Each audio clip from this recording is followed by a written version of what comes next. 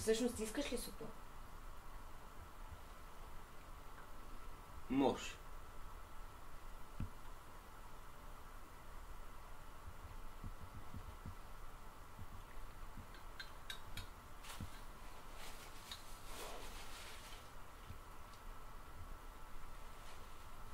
Не сме говорили откакто... Няма значение. Как си? Жив все още.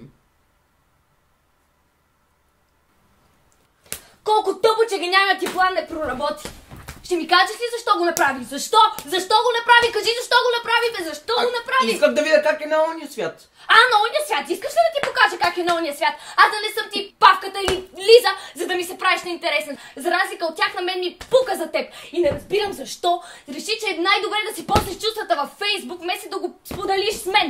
Само даваш поводи на тези тапанари да се подиграват. Аз си мислих, че сме си близки. Аха, разбирам. Съжалявам за това, че съм те изложил пред съучениците ти и за това, че съм се нагълтал с хапчета. О, какъв егоист! Имаш за брат. Съжалявам, че съм такъв егоист. Много добре знаеш какво имам предвид и го казваш, за да избегнеш. Съжалявам, че всичко в живота ти е толкова планирано. Щях да съсипя плановете ти, ако беше оплаквала брат си, нали така? Колко тъжно. Голям тапанар си. Знаеш какво имам предвид. Знам какво целиш и няма да те оставя. Целя да съм перфектна във всичко, но... Знам, като сестра не успях. Виновна съм, че не питах как си, че не се поинтересувах. Трябваше да знам, наистина трябваше да знам. Съжалявам. Наистина много съжалявам.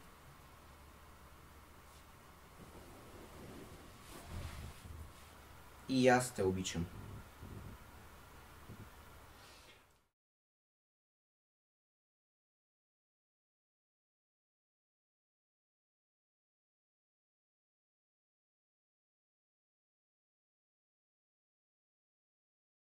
Бегна с темата! Бла, бла, бла, бла. Еха!